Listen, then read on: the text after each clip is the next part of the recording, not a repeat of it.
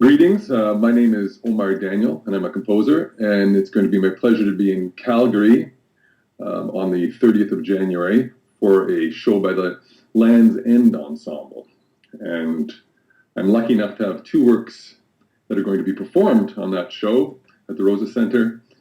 Both a new work of mine for piano trio for the Land's End Ensemble, and another work that's about 20 years old for two pianos and two percussionists as well on the program. And it's going to be interesting for me and hopefully the listener as well, because they really represent different times in my artistic life, and I think different preoccupations. The earlier work, Strategies Against Architecture, Book 2, is, as I say, for two pianists and two percussionists, and it has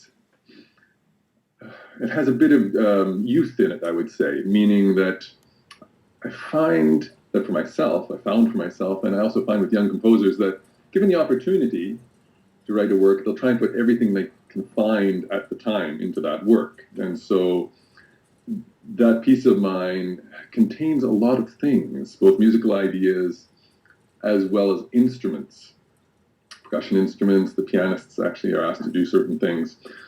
So I was very excited to have the opportunity to write for an ensemble like that, and so there's a lot packed into it, I think.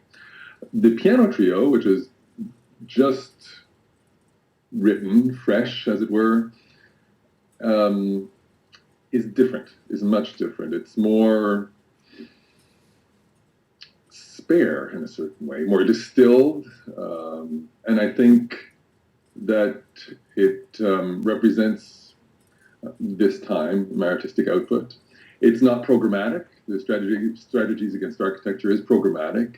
There's each of the movements is titled something, so it hangs its musical argument, as it were, on extra musical things. Whereas the piano trio, the recent work is more abstract, that it doesn't rely on those things. In fact, it's titled Piano Trio Number 2, and there's very little to say programmatically about it.